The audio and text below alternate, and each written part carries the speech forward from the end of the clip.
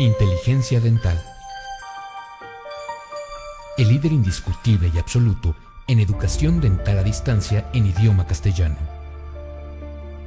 Le da la más cordial bienvenida a esta conferencia grabada. Gracias a nuestros patrocinadores oficiales.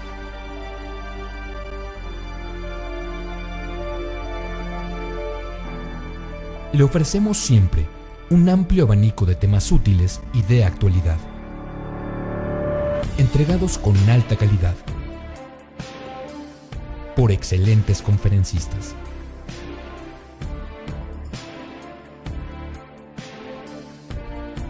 Es un placer recibirle en nuestras conferencias Webex en vivo por Internet, con sesión de preguntas y respuestas, o en nuestras conferencias grabadas disponibles en nuestro canal de YouTube.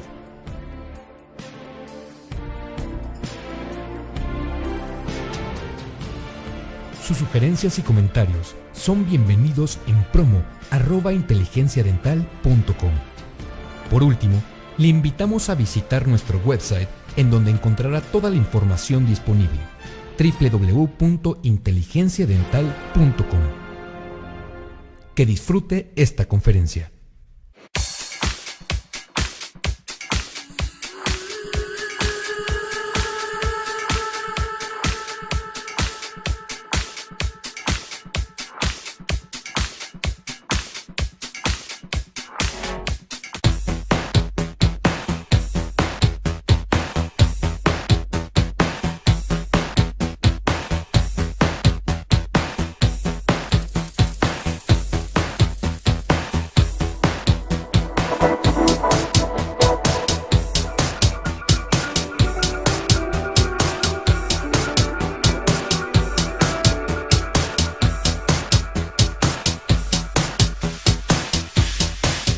Gracias, Fernando.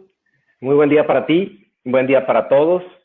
Quiero agradecer a Ceptodont, a COA Internacional, agradecer a Inteligencia Dental y obviamente a Michael Cohen la oportunidad que me han brindado para estar aquí. Sin ustedes, nada de esto hubiese sido posible. Pero quiero agradecer de manera más especial aún a todos los asistentes que nos han regalado un poco de su tiempo y que nos acompañan a lo largo de la República Mexicana, a lo largo de Latinoamérica. Bienvenidos, colegas odontólogos. Bien, como muy amablemente Fernando tuvo la oportunidad de presentarme, quiero hacerlo de manera formal. Bueno, mi nombre es Juan Marcos González Berridi, soy técnico en urgencias médicas formado en la Cruz Roja Mexicana, cirujano dentista por la Universidad Autónoma de Tamaulipas y actualmente ejerzo mi profesión de manera exclusiva en el área de la cirugía maxilofacial, tanto práctica privada como institucional. Bien, el haber formado parte de una asociación o de una institución tan conocida mundialmente como Cruz Roja me permitió formarme a la par como cirujano dentista y conocer muchas de las cosas acerca de las emergencias médicas que se pueden presentar durante cualquier momento. Entonces, obviamente esta plática tiene algo de influencia por esa parte y bueno, quisiera iniciar con esta diapositiva, que es la bibliografía. Ustedes aquí podrán consultar pues la información que recabamos a través de una revisión bibliográfica amplia, a través de la biblioteca virtual de la UNAM, donde pusimos algunas palabras clave, algunas revistas, y por supuesto los libros de consulta que para nosotros conforman pues los libros que son el estándar de oro para nosotros, que son los que ha publicado el doctor Stanley Malamet, un gran profesor que ha hecho un gran trabajo en el área de la anestesia local. Tenemos otros grandes profesores también en México y en Latinoamérica, como el doctor Daniel Chavarría, el doctor Rodolfo Molano, que hizo aproximadamente hace un año un webinar de manera muy brillante. Entonces, por todos lados el tema de la anestesia local ha sido abordado, ¿no? Entonces, si ustedes están interesados en obtener la información que tuvimos o que recabamos para este webinar, pueden copiar y pegar esta pequeña liga, es de WeTransfer. Ahí está el banco de artículos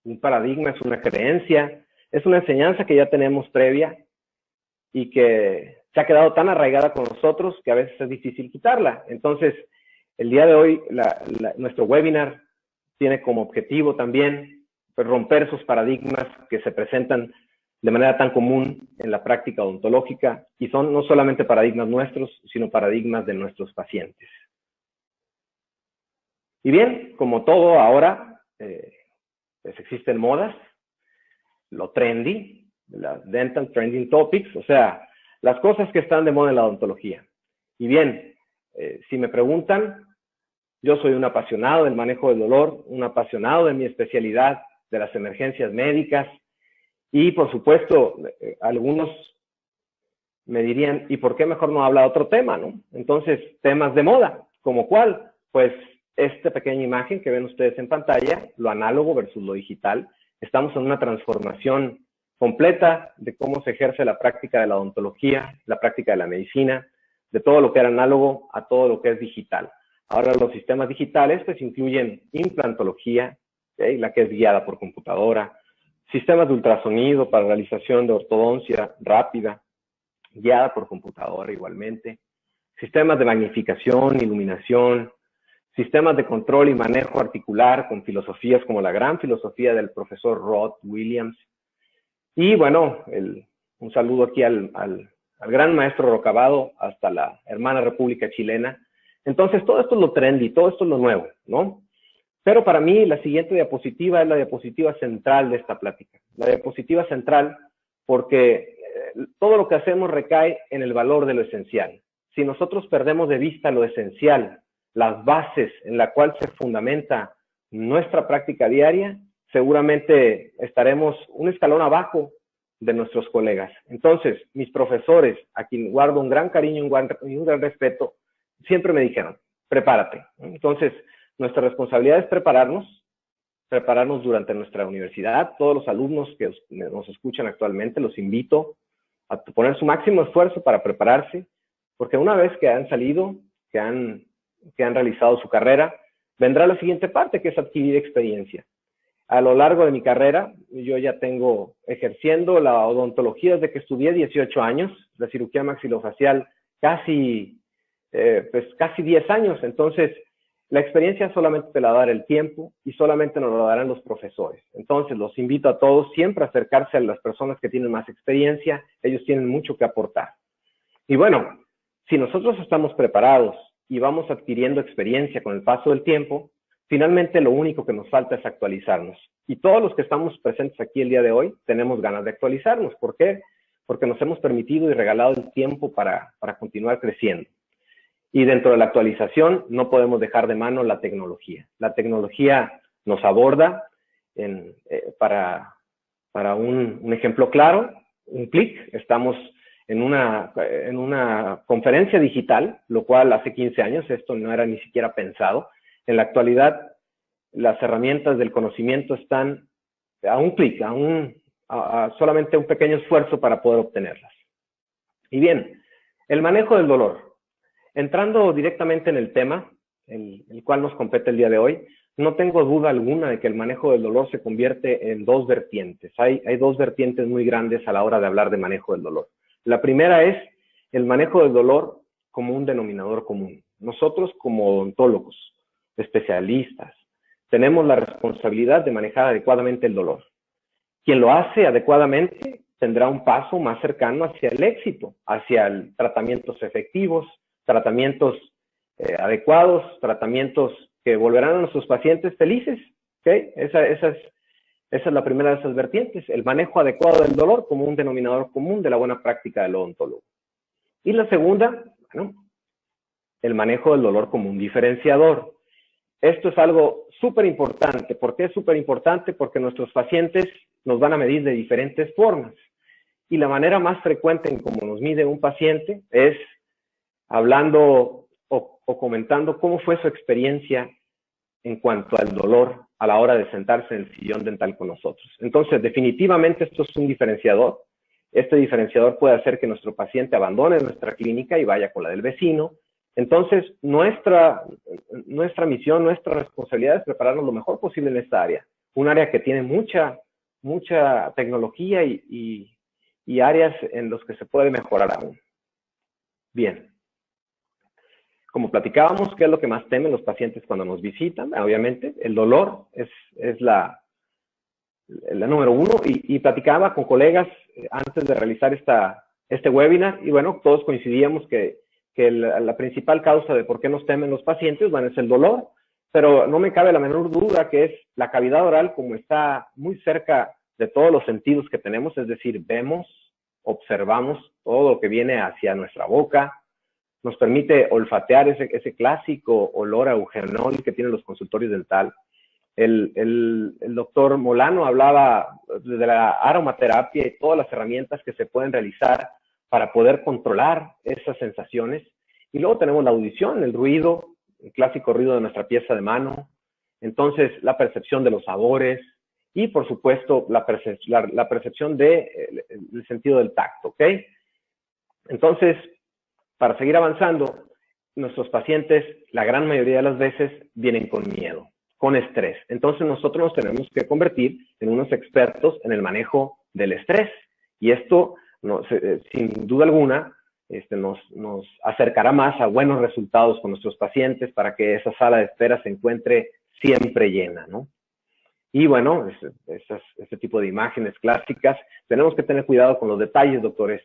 Si nosotros en nuestra práctica, y yo insisto mucho con mis asistentes, debemos de cambiar nuestro idioma frente al paciente, no podemos decirle aguja a la aguja, no podemos decirle bisturí al bisturí, tenemos que modificar todo ese tipo de detalles y vamos a cuidar el miedo y el estrés. Y si nosotros cuidamos el estrés, estaremos más cerca de prevenir una emergencia.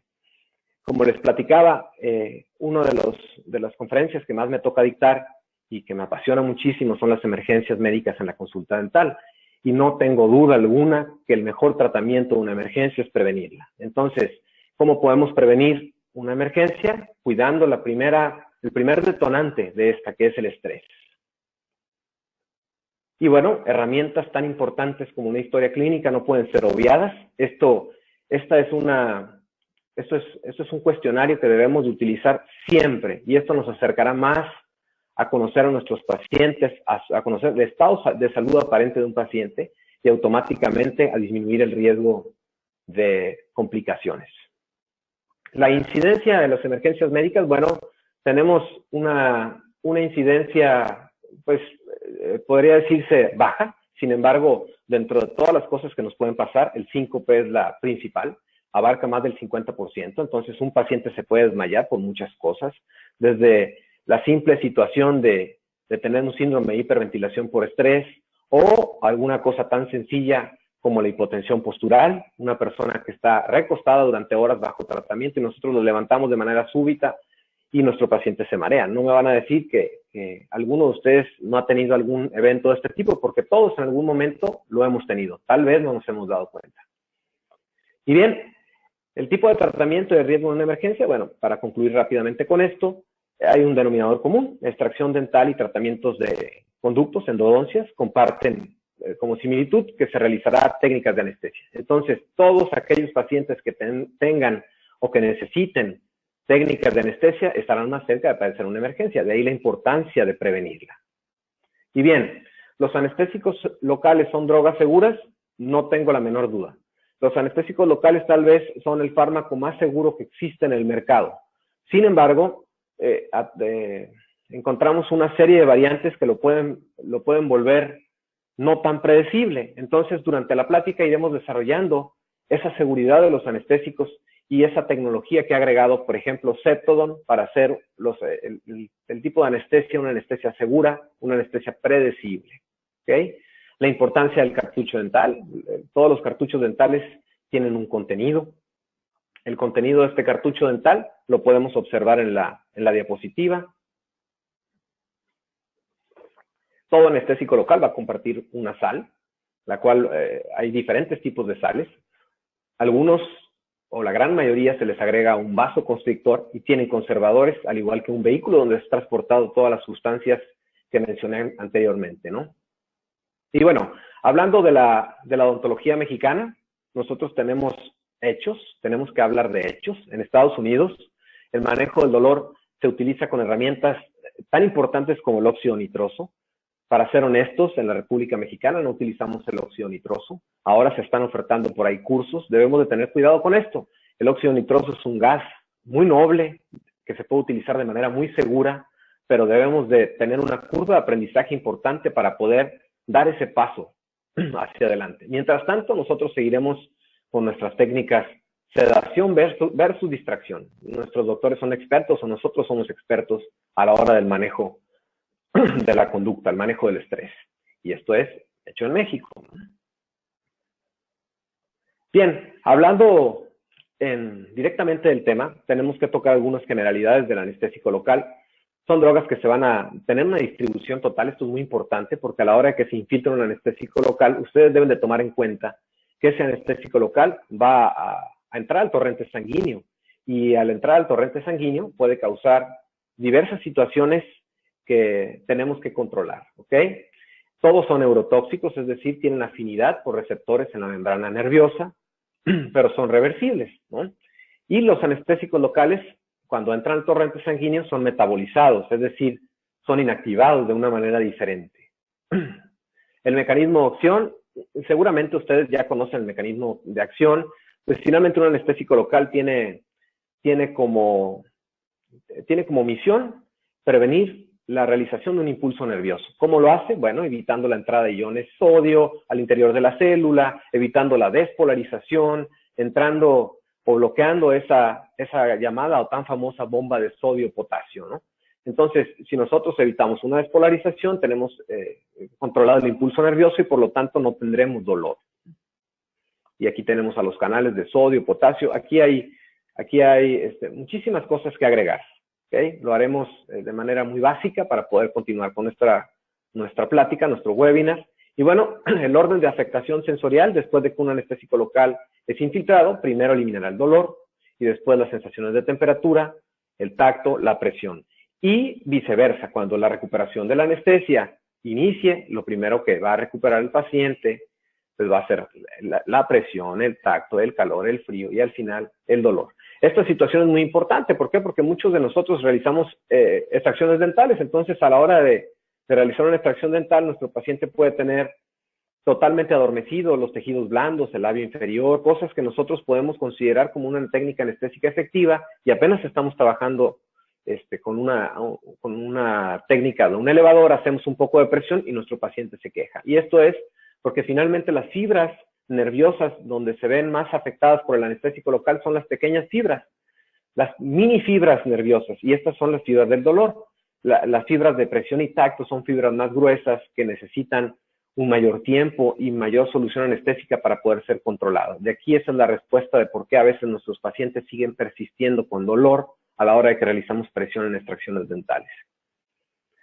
Y bueno, perdón, regresando a esto, si nosotros hablamos de afectación sensorial y hablamos de la recuperación de estas sensaciones, nosotros debemos de cuidar bastante el tipo de anestésico que utilizaremos y porque existen anestésicos de diferente duración. Bien, las características ideales de un anestésico local, bueno, hay anestésicos locales de todo tipo. Nosotros debemos de reunir características muy básicas y las reúnen casi todas las amidas, pero con diferentes variables. Todos deben de tener una toxicidad temporal, es decir, deben ser reversibles, deben de permanecer lo menor posible en el torrente sanguíneo y al permanecer en la sangre un tiempo corto, lo vuelve la capacidad de producir efectos adversos menores. O sea, un efecto adverso se presenta en aquellos anestésicos que no se eliminan tan rápido. Por eso ocupamos la rápida eliminación de nuestros anestésicos locales. Y nuestro metabolismo, es decir, cómo se degrada esa droga que entra al organismo. Bueno, existen dos tipos de metabolismo de acuerdo a la estructura química de nuestros anestésicos locales. Tenemos ésteres, amidas, ya conocidos por ustedes. Los ésteres se metabolizan 100% en el plasma, en la sangre, por pseudocolinesterosa y tiene una detoxificación muy rápida, es decir, es rápidamente eliminado. Y las amidas, por lo contrario, es un proceso mucho más lento, donde intervienen enzimas microsomales y se eliminan de una manera más retardada, ¿no? La estructura química de la articaína. Bueno, la articaína es el día de hoy nuestro nuestro acompañante principal. ¿Por qué? Porque la articaína comparte características de un éster y de una amida. Y al compartir esta estructura química, las características de un éster y de una amida, le brinda la seguridad completa que ofrecen este tipo de anestésicos tipo amida, con una característica elemental del éster, ¿ok? Que se llama anillo de tiofeno, que ya hablaremos de él. Entonces, la articaína, al metabolizarse principalmente o casi en más del 95% de la sangre, se elimina rápido del organismo. Entonces, esto es súper importante, doctores, porque cuando hablamos de seguridad de anestésico local, lo que nosotros estamos deseando es que un anestésico local se elimine rápido. Y bueno, entrando directamente ahora sí, rompiendo paradigmas, no solamente paradigmas de nosotros, sino también los paradigmas de nuestros pacientes, iremos desarrollando uno por uno durante el transcurso de esta charla. Espero que sean de su agrado, espero que sean de utilidad y realmente creo que podemos todos obtener algo de beneficio de este webinar. Primer paradigma. Un ejemplo muy común en la práctica dental. El anestésico no funciona en pacientes con inflamación o infección. Algo que nos comentan de manera muy común los doctores con los cuales trabajamos, algo que en lo personal también me ha sucedido en múltiples ocasiones. ¿Por qué? Porque finalmente casi todos convivimos con infecciones. La caries dental es un proceso infeccioso. Por lo tanto, una caries dental que provoca una pulpitis irreversible aguda estará presentando un proceso inflamatorio. Y de ahí podemos encontrar que ese proceso inflamatorio se puede transformar en un proceso infeccioso, dificultando nuestras técnicas de anestesia. Entonces, hablando antes de infección o inflamación, tenemos que tocar un tema que es la taquifilaxia. La revisión bibliográfica, muchos de las revistas o artículos que revisamos hablaban de que la taquifilaxia se presenta de manera muy poco frecuente en anestésicos locales. Sin embargo, el profesor Stanley Malamed lo maneja y debemos de tener en cuenta este aspecto, ¿ok? Y yo les hago una pregunta. ¿A ustedes no les ha sucedido que administran algún tipo de anestésico y lo administran y lo vuelven a administrar y administrar en el momento de un acto operatorio y llega un momento en donde nuestro paciente se estanca? Bueno, este fenómeno se le llama taquifilaxia, ¿ok? Y es la disminución gradual de un efecto administrado de manera continua por ese fármaco, ¿no? Durante un periodo corto de tiempo. Entonces, ¿cómo podemos resolver la taquifilaxia? Antes de que nosotros, primero debemos de elegir un anestésico local adecuado, pero cuando estamos realizando la técnica infiltrativa de anestesia y permitimos que ese paciente tenga la pérdida por completo de las sensaciones y el dolor, antes de que el paciente inicie, si son tratamientos prolongados, inicie con un nuevo cuadro de dolor, la sugerencia es reinfiltrar, ¿okay? Volver a infiltrar. Y bien, tenemos mediadores químicos del dolor e inflamación. Nosotros sabemos que tenemos una cascada inflamatoria que viene de la fosfolipasa 2, que pasa por el ciclo del ácido araquidónico, la lipo, la ciclooxigenasa, y nos van a dar como resultado pues, sustancias como las prostaglandinas y leucotrienos, que son mediadores químicos de la inflamación y el dolor. Entonces, aquí tenemos ejemplos de todos estos, ¿no? ¿Qué importancia tiene las prostaglandinas, por ejemplo, que son mediadores del dolor? Bueno, que nosotros debemos de tomarlas en cuenta porque estas se van a liberar cuando tenemos un proceso de pulpitis irreversible aguda, un proceso de una infección. De igual manera los leucotrienos y sustancias como el tromboxano A2. Entonces, aquí hablando para mis colegas endodoncistas, ellos manejan muchísimo esta teoría de la sensibilización central. Pues es una teoría que habla de que todo paciente que tiene sensibilidad y dolor en los tejidos pulpares enviará impulsos trigeminales hacia el cerebro, lo que aumentará la excitabilidad de las neuronas centrales y nos dará un estado, doctores, que se llama hiperalgesia. Y este estado de hiperalgesia es una situación muy complicada. ¿Por qué es muy complicada? Porque el estado de hiperalgesia definitivamente puede generar complicaciones a la hora de realizar el control adecuado del dolor. Entonces, ¿cuál es la solución, doctores, para controlar procesos como una pulpitis irreversible o procesos que vemos muy comúnmente en la práctica diaria? Les voy a presentar unas láminas de unos pacientes que me permitieron ponerlos en esta pequeña charla, todos vistos de manera institucional. Entonces, donde vemos procesos infecciosos. Este tipo de procesos infecciosos son muy comunes, nos van a llegar constantemente en nuestro consultorio dental, y el reto principal para el manejo de este tipo de pacientes con procesos inflamatorios, infecciosos, con acúmulo de material purulento, gas, etcétera, será el manejo del dolor. ¿Okay? Entonces, ¿qué es lo que nosotros hacemos o qué estamos haciendo para el manejo del dolor de todos estos pacientes? Y encontraremos pacientes como él, de una edad joven, ¿okay? Otro paciente, procesos inflamatorios importantes, que abarcan los tejidos blandos. En algunos casos, en la gran mayoría, solamente van a ser procesos localizados a los tejidos dentales, algunas veces van a afectar a la mucosa y en otras más a los tejidos blandos, como actualmente, como estamos viendo en las diapositivas. Y veremos pacientes de todas las edades. Entonces, nosotros tenemos la responsabilidad de conocer a nuestro anestésico local, conocer la anatomía de ese anestésico, ¿ok?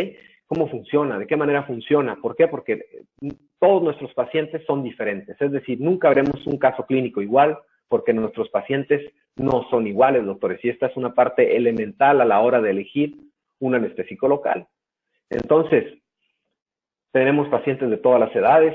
Y aquí tenemos a este pequeño chiquito, que llegó con un proceso infeccioso importante, con una molar temporal, con un proceso inflamatorio y rictus de dolor. Este niño estaba sufriendo. Entonces, ¿qué es lo que tenemos que hacer nosotros para controlar el dolor cuando nos enfrentemos a procesos infecciosos o procesos inflamatorios? ¿Qué es lo que tenemos que hacer para permitir trabajar con nuestros pacientes, realizar tratamientos dentales seguros, sin dolor, incluso abordajes extraorales con un control de la analgesia completo, un control de la sensibilidad completo y tener al final resultados felices como este pequeño amigo que nos acompañó el día de hoy amablemente en esta plática. Entonces, soluciones. ¿Cuáles son las soluciones que nosotros podemos ofrecerles a nuestros pacientes para poder resolver este tipo de casos y que no padezcan dolor? ¿Ok? Entonces, número uno, conocer nuestro armamentarium de anestésicos locales, Medicain, Scandonest. Medicain tiene la gran propiedad de que platicábamos hace rato, de tener una gran solubilidad de lípidos. Recordando que la solubilidad de lípidos es lo que nos va a dar el onset, la latencia, el inicio de nuestro anestésico local. Nos va a brindar también la potencia. Entonces, necesitamos anestésicos locales que tengan mayor solubilidad de lípidos, que sean estables, que su pH sea lo más cercano al fisiológico. Y bueno, si ponemos al principal participante el día de hoy aquí en este webinar, tenemos a la articaína, y tenemos que hablarlo porque la articaína finalmente comparte en su estructura química el anillo de tiofeno, y el anillo de tiofeno es como el anillo de poder de la Tierra Media, de esa fantástica literatura del profesor Tolkien. Entonces, ¿por qué es el anillo de poder? Porque finalmente nos brinda una mayor solubilidad de lípidos, doctores. Entonces, cuando coloquemos anestésicos locales en procesos infecciosos y procesos inflamatorios, definitivamente tendremos resultados mucho más prometedores con técnicas, con medicaína, articaína, en sus diferentes concentraciones. Y bueno, ¿qué es lo que hacemos para controlar? Aquí está la lámina que les mencionaba acerca de los pH fisiológicos. Entre más fisiológico, más cercano a ese 7.3, que es nuestro pH neutro, sea el anestésico local, mucho mejor efecto va a tener, porque tendrá una mayor solubilidad de lípidos, causará menos dolor a nuestros pacientes a la hora de ser infiltrado. Entonces, busquemos estos pequeños detalles que a nuestros pacientes les van a favorecer y que definitivamente nos van a favorecer a nosotros también, porque ellos regresarán sin lugar a duda a seguir atendiéndose. Entonces, les presento la siguiente diapositiva. La siguiente diapositiva habla sobre el uso de buffers, de amortiguadores, de sustancias que cambien el pH de nuestro anestésico. Si hablábamos que el pH de la lidocaína es un pH muy bajo, un pH de 3, y nosotros colocamos un anestésico local en un proceso infeccioso, inflamatorio, donde nuestro medio tisular es muy ácido, entonces la situación que tendremos es que la parte ionizada de ese anestésico local pues predominará, y por supuesto nuestro anestésico local no tendrá la penetración adecuada. ¿Qué es lo que hacemos en las instituciones donde no contamos, por ejemplo, con articaína? Bueno, técnicas de bufferización. Agregamos sustancias que alcalinizarán nuestro pH. El doctor Stanley Malamed describe en su técnica de Buffering Local Anesthetics in Dentistry, la técnica que él utiliza para bufferizar un tejido. Las ventajas que tiene colocar una sustancia como el bicarbonato de sodio es que disminuye el dolor al infiltrar. ¿Por qué? Porque finalmente alcalinizamos el pH. Reduce la lesión tisular. Todo anestésico local que tenga un pH ácido puede llegar a causar lesión tisular, y esto será importante siempre. Y la latencia se verá mejorada, es decir, tendremos un efecto más rápido. Este es el dispositivo Onpharma que utilizan en Estados Unidos, donde tiene bicarbonato de sodio, es agregado al tejido antes de realizar el proceso de anestesia para alcalinizar el medio. Nosotros en la República Mexicana no contamos con este dispositivo. Entonces, ¿qué es lo que hacemos? Bueno, Made in Mexico, hecho en México. Esto es una pequeña lámina donde muestra lo que hacíamos o lo que estamos haciendo en las instituciones donde no contamos con anestésicos de calidad como Medicaín. Entonces, tenemos que agregar bicarbonato de sodio al 7.5%, que es un medicamento administrado por vía intravenosa de manera más común. Y lo administramos en una concentración, en una cantidad más bien de 0.8 mililitros, es decir, en un tercio del cartucho dental, y de esta manera tenemos un mejor nivel de penetración. Bueno, pero todo este proceso lo podemos evitar si nosotros utilizamos anestésicos con pHs más estables. Y bueno, aquí parte de la literatura que les he compartido a través de esa liga que hablábamos. No quiero molestarlos mucho con artículos, entonces continuaremos. Y bueno, por supuesto, aparte de elegir adecuadamente un anestésico local, tenemos que elegir una técnica correcta. Entonces, cuando tengamos un proceso infeccioso, un proceso inflamatorio, doctores, es muy importante que a la hora de infiltrar nuestro anestésico nos alejemos del sitio de la infección.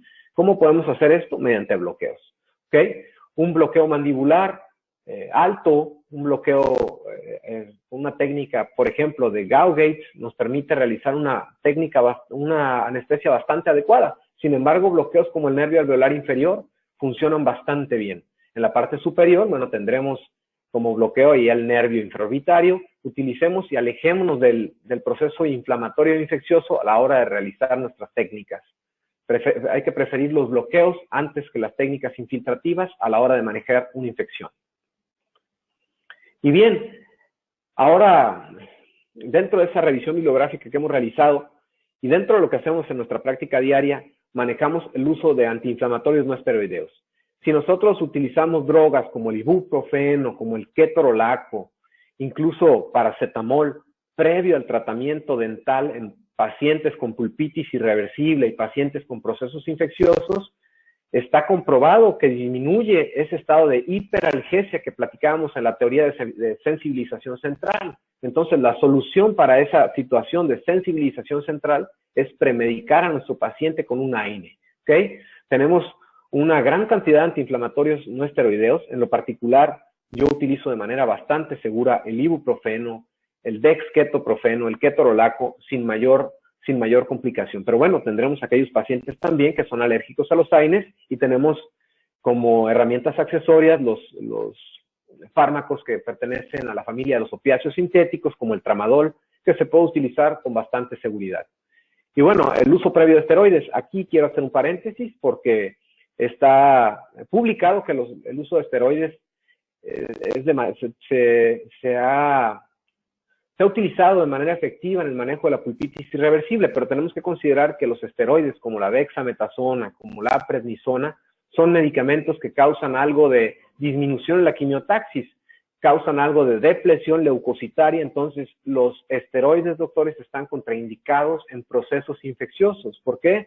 Porque podemos mejorar tal vez la situación inflamatoria, pero vamos a disminuir el tapizado leucocitario, el tapizado de macrófagos que tanto necesitamos para controlar un proceso infeccioso. Entonces, uso de AINES previo a tratamientos, adelante, doctores, todo lo que necesiten.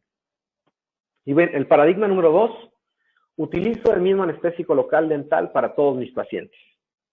Eso es algo muy común. Para todo mal, mezcal, y para todo bien, también. Frase muy mexicana. Entonces, no. La sugerencia es siempre utilizar anestésicos locales de acuerdo a las características de nuestros pacientes. Ya sabemos que interrumpen de manera temporal la conducción nerviosa, y estos son los conceptos básicos que les platicaba.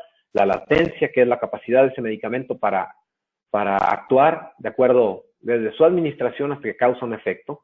La potencia, que es la cantidad de anestésico que se necesita. Y aquí les pongo entre paréntesis menos es más, porque ya hablaremos de la articaína en su momento, en este pequeño menos es más. Y la duración, la unión a proteínas es muy importante, sobre todo en la paciente embarazada, recordando que la paciente embarazada necesita anestésicos que se unan a las proteínas y que no queden partículas libres de ese anestésico local para que no causen efectos placentarios o teratogénicos. ¿Okay?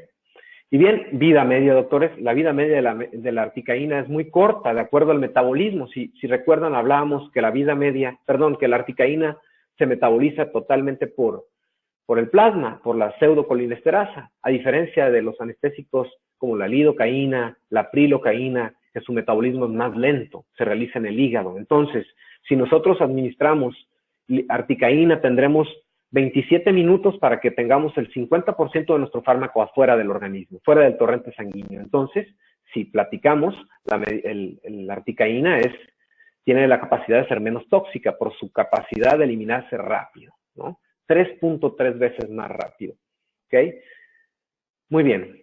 Bien, dentro de su estructura química podemos clasificar a los anestésicos locales como ésteres y amidas. Para todos los alumnos que nos siguen a través de este webinar, quiero darles un pequeño tip. Siempre que hablemos de amidas, encontraremos una pequeña I antes del término caína. Entonces, mepivacaína, lidocaína, bupivacaína, ropivacaína, articaína son amidas. Todos los que no tengan una I antes del término caína serán ésteres, ¿no? Como la benzocaína tan utilizada. Y los podemos clasificar de acuerdo a su duración, corta, intermedia, larga. ¿Ok?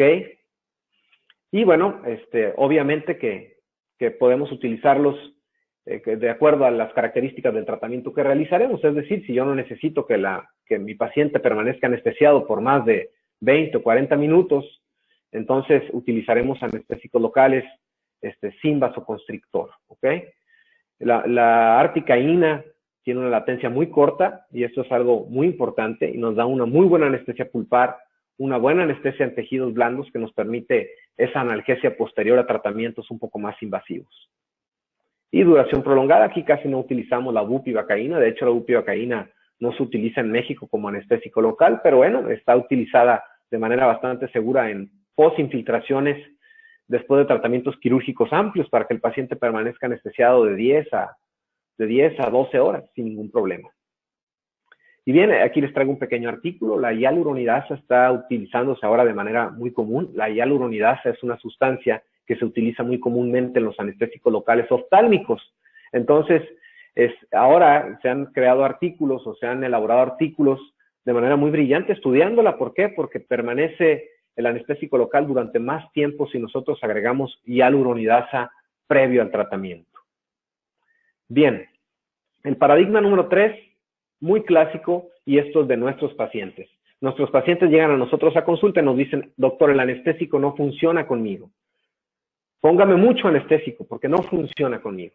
Bueno, ¿qué es lo que sucede en este tercer paradigma y de lo que tenemos que hablar? Porque es súper importante esta situación. Nuestros pacientes no deben padecer dolor, doctores. Entonces, nuestra misión principal es tener tratamientos libres de cualquier molestia. Entonces, a la hora de ver este tipo de situaciones o paradigmas, tenemos que romperlos. ¿Y cómo lo podemos romper? Eligiendo un tipo de anestesia. Para poderlo elegir debemos conocerlo, debemos cuantificarlo adecuadamente y esto es una parte vital, ¿ok? Paracelso decía, todo es veneno, nada es veneno, todo depende de la dosis, ¿no? Entonces, y elegir una técnica adecuada. ¿Cómo lo vamos a hacer? Bueno, tenemos que conocer el tipo de procedimiento que realizaremos. No es lo mismo hacer una restauración simple en algún diente que realizar un procedimiento de un implante dental o realizar un procedimiento de una extracción quirúrgica dental, ¿no? Tenemos que tomar en cuenta la duración del procedimiento y las características de nuestro paciente, ¿ok? La cantidad adecuada, esto es muy importante, esto no lo debemos olvidar. Esta es una diapositiva de las centrales de nuestra charla. La articaína debe ser cuantificada a 7 miligramos por kilogramo de peso, ¿ok? Esta es nuestra dosis máxima. ¿Qué es lo que sucedía, por ejemplo, con la lidocaína dosificada a 7 miligramos por kilogramo de peso? Bueno, que la lidocaína, cuando quitamos nosotros un elemento importante del anestésico como la epinefrina, disminuye significativamente la cantidad que necesitamos infiltrar. Entonces aquí entra otro anestésico local como mepivacaína, Escandonest. Escandonest tiene la propiedad, una propiedad de disminuir o no ser tan vasodilatador, lo que nos permite administrarlo de manera segura y de manera efectiva sin un vasoconstrictor. Y aquí lo vemos, la mepivacaína al 3%, a casi la misma dosis que si tuviese un vasoconstrictor. Y bueno, tenemos que elegir nuestras técnicas adecuadas. La gran mayoría de nosotros elegimos las técnicas infiltrativas porque las consideramos más predecibles, ¿ok? Versus los bloqueos. Y bueno, aquí tenemos un pequeño estudio. Bueno, se han hecho estudios de todo. Stanley Malamed habla sobre la posición en que debemos anestesiar a nuestros pacientes. Yo, hablando de emergencias médicas, les aconsejo anestesiar a nuestros pacientes en posición supina, principalmente para evitar un proceso de alguna emergencia. Sin embargo, Stanley Malamed habla de anestesiar a nuestros pacientes en posición supina y después ponerlos sentados en Fowler para una más rapidez de nuestro efecto anestésico. Y bueno, todos nos enfrentaremos en algún momento de nuestras vidas cuando realizamos técnicas de anestesia al mandibular slump. Hay pacientes, doctores, que en el día menos pensado, después de haberle realizado, atendido 5 o 6 veces, no funcionará nuestro anestésico y debemos de tomarlo muy en cuenta. ¿Por qué? Porque ese anestésico local que no funciona es un anestésico que puede ser por una situación de factores, una confluencia de factores. Entonces, tal vez ese día de ese mandibular slump debemos de reprogramar nuestra cita. Es totalmente válido. Y bueno, un término muy interesante como la cronobiología. No puedo entrar a hablar de un tema tan bonito, tan apasionante como la cronobiología. La cronobiología nos habla acerca de los ciclos circadianos, la aparición del sol, cuando entramos en un periodo de sueño profundo, cuándo y a qué hora del día es la hora que tenemos una presión sanguínea más elevada, que es las 6 de la tarde, cuando tenemos un estado máximo de alerta en un paciente con pulpitis irreversible, si lo citamos a las 9 o 10 de la mañana en un estado de alerta máxima, seguramente tendremos fracasos en nuestras técnicas de anestesia. Pacientes con hipertensión arterial descontrolada, tenemos que citarlos temprano en la mañana porque sabemos que a las 6 de la tarde es el máximo pico de presión arterial. La cronobiología es una cosa muy interesante.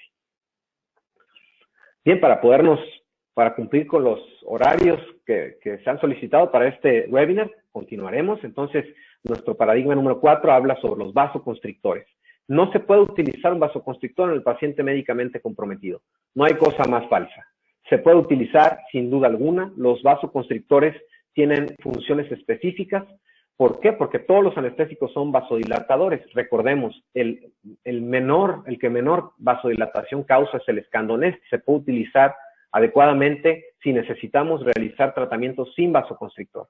Bueno, la adrenalina es una amina endógena producida en la médula suprarrenal y tiene funciones vasoactivas, es decir, va a aumentar la frecuencia cardíaca, el cronotropismo, va a aumentar la tensión arterial y va a causar broncodilatación. Entonces, si nosotros administramos una adrenalina exógena como el vasoconstrictor, debemos de tener cuidado. Siempre el anestésico local sin vasoconstrictor pues se va a incrementar su absorción, es decir, va a tener mayor toxicidad porque se absorberá más rápido en el plasma. Disminuye la profundidad, la duración de nuestro anestésico si no tenemos ese vasoconstrictor, incrementa el sangrado porque todo anestésico local es vasodilatador. Y los efectos deseables de nuestro vasoconstrictor es que disminuye la velocidad de absorción y niveles en plasma, por lo tanto lo hace más seguro y menos tóxico, aumenta la duración, disminuye el sangrado, cosa tan importante en los que participamos en situaciones quirúrgicas y de extracciones, y disminuye la perfusión, ¿ok? Para no entrar en este tema tan largo, quiero decirles dos cosas.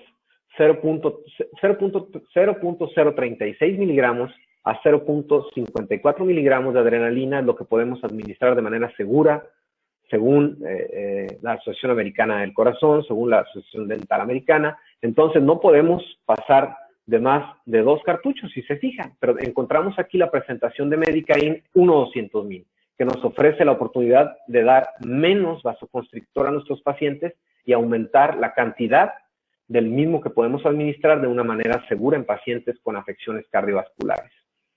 Y recuerden, como toda situación, todo componente del anestésico tiene su riesgo. La reacción epinefrina puede causar una sobredosis. Fíjense, algo muy interesante nada más para tocar en esta diapositiva.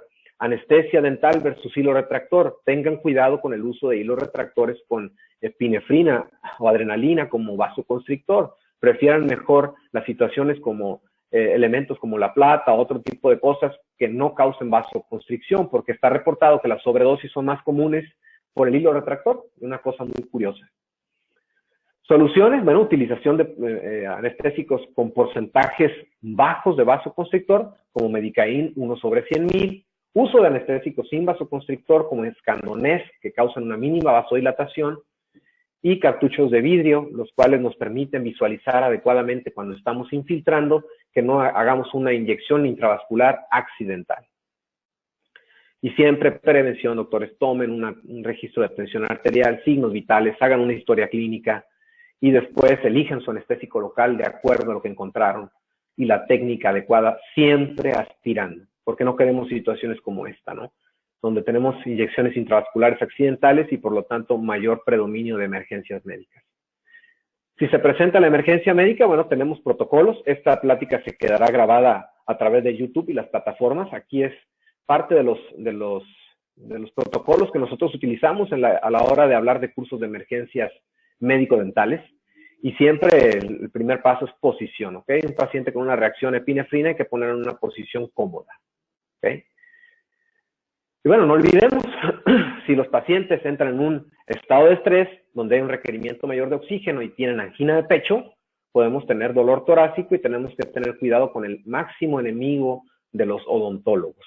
El dolor torácico que puede ser causado por un infarto agudo del miocardio, por un mal control de nuestro vasoconstrictor. A esos pacientes hay que darles la mano. ¿Okay? Y bien, este es otro tema muy interesante. Los anestésicos locales causan muchas alergias. ¿Causan muchas alergias? Para mí no. De hecho, los anestésicos locales son muy seguros. En la actualidad, la tecnología que utiliza Cepton es tecnología libre 100% de látex, cartuchos libres 100% de látex, cartuchos libres de metilparabeno, que era un conservador muy utilizado y era el responsable número 1 de situaciones de alergia. Y la utilización de bisulfito de sodio. Aquí sí les pediría que tuvieran cuidado. Todos aquellos pacientes con reportes a alergias a frutas, verduras, por las cuales son conservadas con bisulfito de sodio, pueden llegar a tener alergia a un vasoconstrictor, porque el bisulfito de sodio se utiliza para preservar el vasoconstrictor, doctores. Bueno, aquí tenemos la clasificación de Helicombs de hipersensibilidad. Y nosotros tenemos que tener cuidado con la número 1, la hipersensibilidad anafiláctica o inmediata, ¿no? Bueno, aquí tenemos los signos y síntomas de una situación de una alergia. Y nosotros, en los cursos de emergencias médicas, enseñamos al odontólogo a resolver situaciones de emergencia a través del uso adecuado de anestésicos locales libres de látex, de los anestésicos locales libres de metilparabeno. Y bueno, este es un pequeño esquema. Por ejemplo, me han llegado pacientes en la consulta institucional donde tenemos que ver pacientes que tienen historias de anestesia, alergia a anestésicos locales, los cuales no podemos comprobar. Entonces, enviamos a nuestros pacientes a una valoración preoperatoria con un alergólogo, quien sugiere este tipo de esquemas antianafilácticos para evitar las situaciones de alergia. Y bueno, hay diferentes tipos de complementos anestésicos, como el uso de tramadol con adrenalina como sustituto de un anestésico local, entre otros. Y bueno, el manejo de la emergencia lo tendrán ustedes en la diapositiva para poder seguir avanzando, ¿ok? Pero recuerden, toda emergencia médica que se presente de tipo alérgico y se convierta en una anafilaxia, no hay tratamiento más que el uso de adrenalina, la cual tiene propiedades broncodilatadoras. Y este es el famoso EpiPen, el cual es un autoinyector de adrenalina muy utilizado en Estados Unidos. En la actualidad, el gran problema del EpiPen es su costo. Esto es lo que cuesta actualmente. Muchos decimos, bueno, si no puedo comprarme 2 o 3 cajas de anestésico, no voy a poder comprarme un EpiPen que cuesta $500. Entonces, la solución es EpiPen made in o hecho en México, ¿no? Una jeringa, un cartucho, una ampolleta de adrenalina y una jeringa de insulina para dosificar adecuadamente nuestra ampolleta de adrenalina. Si es necesario, la podemos mantener precargada. El gran problema de tener una adrenalina precargada es que nos dura aproximadamente una semana sin antes no ser inactivada. Entonces hay que estarla cambiando. Y bueno, no olvidemos que la reacción alérgica más común es el látex y el metilparabeno es el causante de reacciones alérgicas. Actualmente ya los anestésicos se realizan libres de metilparabeno. Bien, el paradigma número 6, este es un paradigma importante, quiero también mencionarlo. ¿Por qué? Porque se ha escrito demasiado en la actualidad acerca de técnicas anestésicas que suplementen a los bloqueos mandibulares, ¿ok? Entonces, ¿es necesario siempre realizar técnicas anestésicas por bloqueo en extracciones de molares mandibulares? Bueno, primero tenemos que conocer la anatomía. Un punto elemental, doctores, a la hora de realizar una técnica de anestesia para que sea efectiva es hacer una valoración previa a nuestro paciente. Así como nosotros hacemos una historia clínica, hagan una pequeña o pierdan un tiempo en una exploración física a esa mandíbula que van a infiltrar, porque la mandíbula es muy diferente en el paciente déntulo, al paciente adulto, al paciente infantil, al paciente prógnata, al paciente retrógnata. Entonces, si estudiamos correctamente la mandíbula, previo a una técnica de anestesia, tendremos mucho más porcentaje de cumplir con nuestro objetivo, que es realizar buenos bloqueos. Y bien, la técnica por bloqueo, la más desafiante en la odontología y también a veces se convierte en un dolor de cabeza para los odontólogos porque es muy poco predecible. Desafortunadamente es causado por una gran variabilidad en nuestra anatomía. Encontramos nervios alveolares bífidos, encontramos inervaciones accesorias o situaciones como, tenemos una cantidad de variables anatómicas que vuelven la tasa de fracaso importante en las técnicas por bloqueo, que a veces elegimos otro tipo de herramientas, ¿no? Pero créanme una cosa, las técnicas por bloqueo que fracasan son de origen multifactorial. No todo tiene que ver con el sitio de la inyección que colocaron, así que no se desesperen y no pierdan la esperanza en mejorar en nuestras técnicas de bloqueo porque es muy importante para realizar buenos procedimientos. Recuerden que para considerar que nosotros realizamos una adecuada anestesia, el paciente debe sentir cero dolor. Para esto debemos de hacer este pequeño test. Sensibilidad en tejidos blandos, pruebas de frío, y cuando estemos accesando a los tejidos duros y a la pulpa, el paciente no debe sentir dolor. Cero dolor, eso es nuestro objetivo, cero dolor, ¿ok? Aquí tenemos las características de las fibras nerviosas. ¿Y cuáles son las soluciones? ¿Qué soluciones se ofrecen actualmente para el manejo de este tipo de casos? Técnicas de infiltración bucal. Entonces, ¿qué es lo que se ha publicado en la actualidad? Muchísimas técnicas de infiltración bucal versus bloqueos alveolares inferiores. ¿Cuál es la situación? Que si nosotros vamos a realizar técnicas de anestesia infiltrativa bucal, necesitamos anestésicos locales que tengan una solubilidad alta en lípidos, una afinidad por esos receptores anestésicos y lo conseguiríamos solamente con la articaína, ¿ok?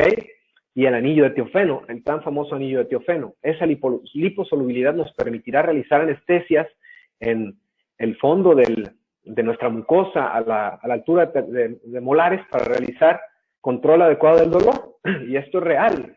El gran problema de las técnicas de infiltración bucal es que si la realizamos en pacientes que se encuentran infectados o que tienen un proceso inflamatorio previo, tendremos definitivamente fracaso. Y para entrar al siguiente paradigma, tendremos que hablar algo de anatomía del maxilar. La anestesia palatina es siempre muy dolorosa. ¿Es verdad? No. Yo no lo considero así. Llevo aproximadamente 10 años realizando técnicas palatinas con una tasa de éxito muy alta en la cuestión de bloqueo y en la cuestión de dolor. Entonces, iremos en el transcurso de estas diapositivas platicando cómo podemos realizar técnicas palatinas sin dolor o, en su caso, cómo podemos evitarlas. ¿Okay? La anatomía del maxilar. Bueno, el maxilar, a diferencia de la mandíbula, es La gran diferencia del maxilar en cuanto a la mandíbula, de acuerdo a su vascularización, es que es un hueso con un rico aporte sanguíneo. Entonces, al tener múltiples orificios que podemos observar a lo largo de la estructura palatina, nos permite una difusión adecuada de nuestros anestésicos locales, siempre y cuando estos tengan una gran solubilidad de lípidos. Para poder penetrar la mucosa tan gruesa que tiene el paladar en conjunto con la musculatura y poder llegar al tejido óseo para que nuestros bloqueos o técnicas de anestesia puedan ser efectivas. Conozcamos al maxilar como un hueso tremendamente vascularizado, con una irrigación principalmente centrífuga, más que centrípeta, a diferencia de la mandíbula, y esto nos permite tener unas técnicas más predecibles a diferencia de las técnicas mandibulares. Y bueno, ¿es posible evitar la anestesia palatina? Sí, es posible realizar anestesias vestibulares infiltrativas y que estas nos van a brindar anestesia en la región palatina o anestesia o difusión hacia la cortical palatina, pero solamente lo podemos lograr con anestésicos locales que tengan una super liposolubilidad. Entonces, en definitiva, los dientes anteriores hay una mejor difusión por las características anatómicas del maxilar que en los dientes posteriores. Y yo aquí quiero hacer un paréntesis. ¿Por qué? Porque esto se está utilizando de manera muy común en la actualidad. Estamos tratando de realizar técnicas infiltrativas versus técnicas palatinas. Es decir, no queremos tocar el paladar. ¿Por qué? Porque a nuestros pacientes les molesta, porque es incómodo, etcétera, ¿no? Entonces, debemos de tener en cuenta que esto sí puede funcionar, pero no en todos los casos, doctores. Si ustedes tienen un proceso infeccioso en un molar, en un primer molar, donde conocemos la anatomía del primer molar y tiene una gran raíz palatina, dos raíces, mesial y distal, seguramente no controlaremos ese dolor palatino adecuadamente. Entonces, si el dolor a la hora de realizar una extracción es de 1, 2 o 3, para mí es un fracaso. Necesitamos técnicas de anestesia que nos permitan, en la escala visual análoga, cuantificar un 0 por 0 dolor. Si tenemos 0 dolor, entonces sí consideramos una técnica exitosa. ¿Se puede realizar? Sí se pueden realizar técnicas de anestesia vestibular siempre y cuando el paciente no tenga una infección seria previa. ¿Okay? ¿Qué otras soluciones tenemos? Bueno, tenemos una solución que es lo que yo utilizo en mi práctica diaria, que es la técnica de TAP, técnica traumática palatina. ¿Qué es lo que utilizamos? pHs fisiológicos, es decir, utilizo Medicain, utilizamos agujas cortas con un doble bisel para disminuir ese trauma a la hora de infiltrar. Secamos, doctores, es muy importante secar la mucosa palatina para tener una buena absorción de nuestro anestésico dental tópico. Realizar presión con un hisopo, ese mismo hisopo que tenemos cargado con anestesia local puede generar una presión de aproximadamente de 5 a 15 segundos, lo que va a causar isquemia. Esa pequeña isquemia nos va a permitir una prepunción, es decir, infiltrar, colocar el primer milímetro de nuestra aguja dental y colocar una gota de anestesia. Esa gota de anestesia nos va a permitir penetrar nuestra aguja y hacer una infiltración lenta. Esta técnica de TAP está escrita en el libro de Stanley Malamet y es una técnica más o menos como esta, y les garantizo que si lo hacemos de manera correcta, con todos los elementos que les mencioné, tendremos resultados maravillosos. Realmente yo no tengo ningún problema a la hora de realizar técnicas palatinas. Incluso las grandes ventajas que ofrece el paladar y la anatomía del maxilar, que hablábamos de esa gran vascularización, es lo siguiente. Nosotros podemos realizar un bloqueo que es un bloqueo que se llama AMSA, el bloqueo anterior medio superior alveolar. En una sola inyección, doctores, en un solo piquete, podemos nosotros conseguir la anestesia de todo el segmento anterior y los premolares para poder realizar todo tipo de tratamientos quirúrgicos, tratamientos de restauración, tratamientos endodónticos, sin afectar, por ejemplo, todos los colegas rehabilitadores que nos ven aquí. Es muy importante que ustedes estén evaluando la línea de la sonrisa, la musculatura no se ve afectada y el bloqueo de AMSA nos permite una anestesia totalmente segura, efectiva, pero necesitamos siempre la utilización de los elementos correctos para poder hacerlo de manera efectiva. Y bueno, esta es la técnica de AMSA. Trazamos una línea media sobre el paladar, otra línea media sobre los premolares, y a la mitad de esta línea, ahí localizaremos el sitio de infiltración, recordando que el nervio alveolar o el nervio palatino medio en muchas de las ocasiones no está presente. Y vean todo lo que podemos lograr con esa infiltración. Bien, en la actualidad, una de las cosas que estoy utilizando como parte de esa tecnología y actualización que debemos tener es un sistema digital. Este sistema digital, STA, lo que permite es realizar anestesias locales con un sistema que se llama DPS, que es el sistema de control de presión.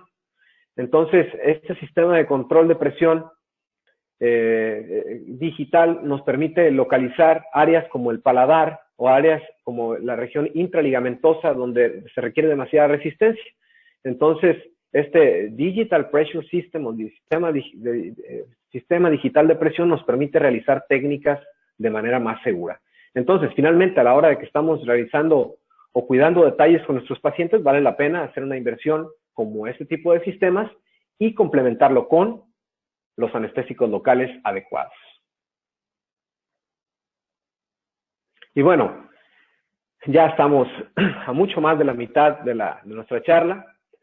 El siguiente paradigma es más seguro el uso de agujas cortas. ¿Qué situación vivimos en México? Bueno, en México vivimos la situación de que en nuestras escuelas nos enseñan a utilizar casi la aguja corta para todo. Y les tengo una noticia, realmente la anatomía no miente.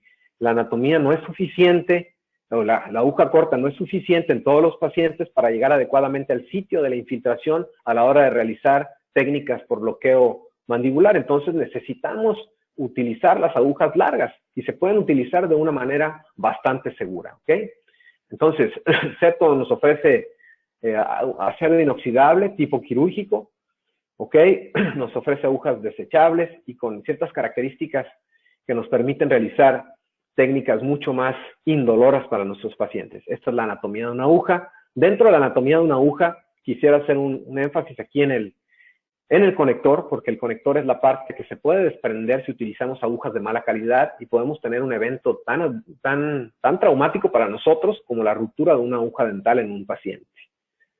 Y este es el diseño de Zetton, que es un diseño de tipo bisel, tiene un punto de orientación para poder tener una mejor visibilidad y un indicador para ver hacia dónde está orientado ese mismo bisel. Y tenemos diferentes calibres, ustedes ya los conocen a la perfección, no ahondaremos más en esta parte. Este es el tipo, el armamentarium de agujas que tenemos.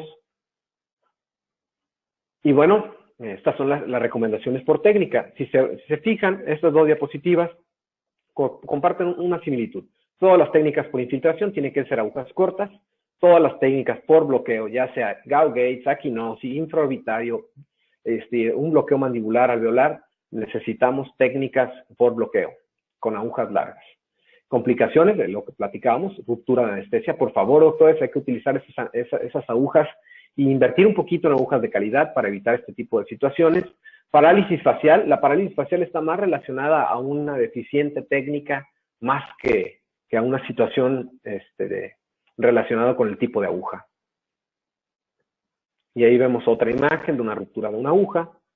Y bueno, este tema tan controvertido, pero tan importante que tengo que tocar el día de hoy, la parestesia lingual. A muchos de nosotros nos ha sucedido una situación como esta y es una complicación muy común.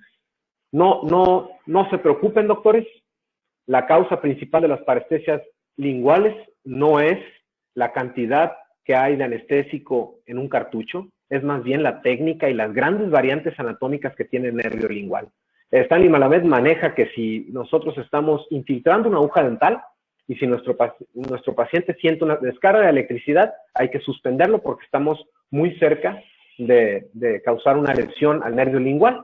Ese clásico signo de bull eyes o de ojos de toro, donde el paciente siente una descarga de electricidad. Y bueno, tenemos, la articaína fue muy estudiada, incluso en esta diapositiva vemos un estudio que se realizó. ¿Por qué? Porque le pasaron el ojo inspector a la articaína de manera muy excesiva, ¿no? ¿Por qué? Porque era una droga nueva, finalmente creada únicamente y exclusivamente para el odontólogo, pero la articaína ha pasado todas las pruebas, incluyendo esta de lesiones tisulares o de alteraciones en la cicatrización. Soluciones, bueno, Zetton ofrece este tipo de aguja, que es Zettojet XL, que nos permite un mayor calibre de la aguja un triple bisel, y ese calibre interno, que es casi el 43%, influye definitivamente, como lo menciona este artículo del IAOMS, en la calidad de nuestra infiltración, en mínima deformación y deflexión de nuestra aguja. Y aquí está, una aguja normal, presenta este tipo de orificios. Septoyec XL nos permite 43% más espacio al interior, lo que se traduce en menos dolor a la hora de realizar una técnica de infiltración y menos trauma para los tejidos, ¿ok? Esta es son diapositivas donde vemos la fácil inserción, la reducción de la deflexión. Muchas veces pasa que estamos infiltrando nuestra aguja y esa aguja toma un camino diferente a donde nosotros queríamos y esa deflexión causa fracaso a la hora de realizar bloqueos. Eso es un ejemplo de deflexión, un estudio que habla acerca de ese tema. Ese es el triple bisel de Septoyec. Y bueno, estos son fotos de microscopía donde observamos, vean este tipo de bisel con rugosidades, las cuales son inadmisibles a la hora de realizar o fabricar agujas dentales. Este tipo de bisel, a diferencia de este otro que tiene Septon, que parece un bisel que tiene un triple bisel, que realmente nos permite realizar técnicas mucho más seguras, con menos traumatismo, y además estas agujas tienen una capa de silicona, lo que permite una penetración menos libre de trauma. ¿Ven? Lo que acabamos de mencionar, ejemplificado aquí. Esto es el grado de deflexión. Estas situaciones son particularmente interesantes. Y bueno, en el penúltimo paradigma, no debe administrarse articaína en el paciente infantil. De ninguna manera. Yo soy un firme creyente de que la articaína se puede administrar de manera segura en el paciente infantil. Yo tuve la oportunidad de estar casi un año en el Instituto Nacional de Pediatría, ver pacientes pediátricos día a día y conocer las características del niño. Y nosotros podemos utilizar de manera segura la articaína en el paciente infantil. Antes de pasar esta diapositiva, no quiero perder la oportunidad de saludar a mi gran maestro, el doctor Jorge Telles, a quien le mando un fuerte abrazo. Y bueno, en cuanto a seguridad, lo que necesitamos es elegir el anestésico local adecuado, y el anestésico local adecuado es aquel que tenga una vida media más corta. Menos es más, doctores. Debemos de utilizar articaína porque tiene una vida media mucho más corta, 3.6 veces más corta. Entonces, en el niño necesitamos mínimas cantidades de articaína para realizar buenas técnicas por bloqueo, cuantificar adecuadamente la dosis, y esto nos permitirá de manera bastante segura poder atender al niño sin ningún problema. La dosis recomendada baja, por supuesto. La dosis en el niño es menor. Esta situación es muy importante porque la lidocaína se utiliza sin vasoconstrictor en algunas ocasiones en el niño y esto puede llegar a causar toxicidad. Recuerden que la lidocaína, como por poner un ejemplo, es un medicamento que es un anestésico, pero si es infiltrado de manera intravenosa es un antiarrítmico. Entonces, si sobredosificamos a un niño que tiene un peso o una dosis máxima mucho menor, podemos causarle el efecto contrario de un antiarrítmico, que es un proarrítmico. Está comprobado que en el niño se pueden causar bradiarritmias causadas por sobredosificaciones de anestésicos locales, los cuales no reúnen las características ideales. Entonces el niño o los papás del niño nos lo agradecerán, porque finalmente tal vez en el momento no tengamos ningún problema, pero a futuro ese niño puede crecer con alguna lesión en ese miocardio que se puede traducir en bradiarritmias en su edad adulta. Seguridad ante todo.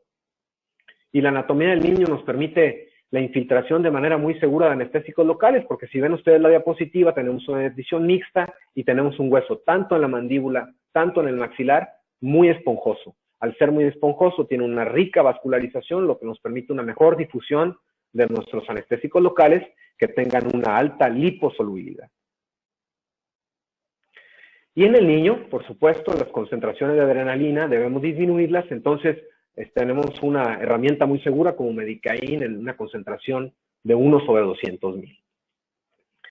Y bueno, este es otro tema muy utilizado en la actualidad. Maramel lo ha presentado, mesilato de fentolamina. El mesilato de fentolamina es un revertor de los efectos anestésicos. Se puede utilizar por Aversa, es el nombre comercial, y lo distribuye Septon. se puede utilizar de manera muy segura para que nuestros pacientes se vayan cómodamente a su hogar sin esa sensación de anestésica tan incómoda que les puede causar, especialmente en el niño, lesiones autoinfligidas a la hora de morderse su labio. Entonces, Orraverse es una solución bastante interesante. Y bueno, aquí hay estudios acerca del mesilato de fentolamina que comprueban la eficacia de este medicamento. Por último, hablando específicamente de un tema, el cual lo voy a hacer muy brevemente, el embarazo. El embarazo es otro de nuestros paradigmas porque tenemos mucha creencia de que el paciente embarazado no puede ser atendido. Al contrario, nosotros lo que debemos de evitar en el paciente o en la mujer embarazada es la liberación de catecolaminas de una manera excesiva. Entonces, necesitamos manejar el dolor en esos pacientes. ¿Cómo lo podemos hacer? Pues de manera segura y utilizando los anestésicos adecuados, ¿no? ¿Qué anestésico o qué situación tenemos en el embarazo? Bueno, nosotros siempre tratamos de administrar la menos cantidad de drogas posibles en el primer trimestre porque sabemos que es la maduración de los órganos. Entonces, debemos de utilizar, si no hay remedio y hay que atender a ese paciente embarazado, anestésicos locales que tengan mayor unión a proteínas. ¿Por qué? Porque si tenemos anestésicos como la articaína, que tiene un 95% de unión a proteínas, a diferencia de la lidocaína, que solamente tiene un 60 o 65%, nos permite tener casi todo el anestésico local adherido a esas proteínas y menos anestésico local libre del torrente sanguíneo que se puede transformar en toxicidad placentaria. Entonces, ¿cuál es la idea o la idea central de esta diapositiva? Utilizar anestésicos locales con gran unión a proteínas y con vidas medias cortas. Y bueno, el valor agregado, bueno, Ceptodon tiene reconocimientos por diferentes grupos, asociaciones a lo largo del mundo. Es una marca que nos ofrece, a diferencia de la competencia, como un valor agregado, la esterilización terminal. Y nosotros, sobre todo en la rama quirúrgica, tratamos de controlar o tratamos de tener un control de las infecciones de manera muy estricta. Entonces, anestésicos locales que se realicen o que tengan esterilizaciones terminales definitivamente son más seguros que utilizar anestésicos locales que no poseen esta fantástica característica. Y para el cierre, doctores, no quiero dejar sin tocar este tema que es muy importante para nosotros, la mala práctica, lesiones infringidas por nosotros, iatrogenias. Este es un tema que merece definitivamente un webinar o una conferencia completa para dedicárselo a la mala praxis. Debemos de tener cuidado a la hora de realizar todo tipo de tratamientos, específicamente hablando de los anestésicos locales.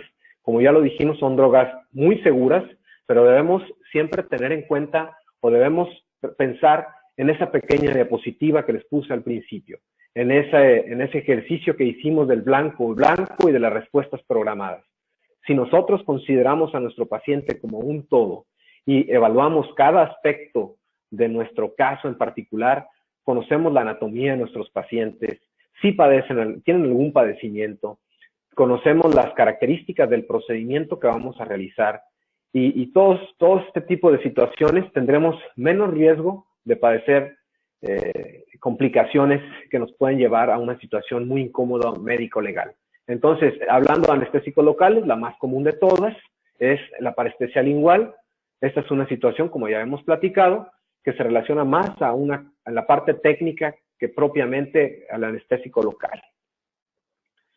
¿Cuál es la solución para esto? Realizar consentimientos informados. Doctores, nunca olviden que el consentimiento informado es como nuestra arma principal a la hora de defendernos ante una situación de este tipo.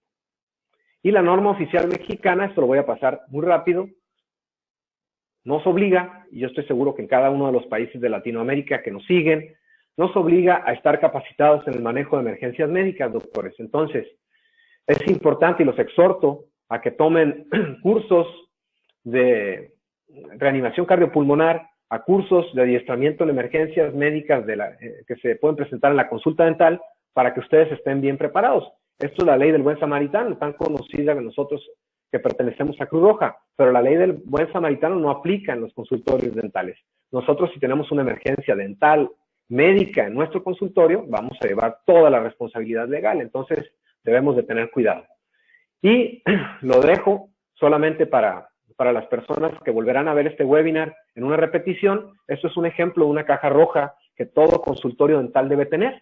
Una caja roja debe tener, y lo podemos elaborar de una manera muy económica. En esta podemos tener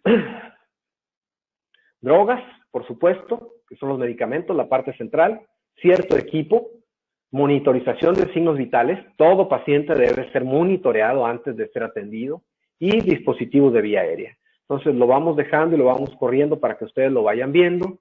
Medicamentos inyectables, no olviden, existe adrenalina, que no es EpiPen y que podemos utilizarla con un costo mucho menor. Y bueno, otros medicamentos como la aspirina, la nitroglicerina, la glucosa para todos los pacientes diabéticos que vemos, el salbutamol para todos los pacientes que vemos asmáticos, etcétera, etcétera. Y no olviden evaluar siempre a nuestros pacientes previo a un tratamiento. El registro de los signos vitales es un elemento clave a la hora de evitar una emergencia médica. Y bueno, los que gusten tomar un curso para conocer los dispositivos de vía aérea, los dispositivos de desfibrilación externa automática, están totalmente invitados a acudir a sus diferentes centros de capacitación que ofrece Cruz Roja en cada uno de los países. Por su amable atención, les agradezco infinitamente.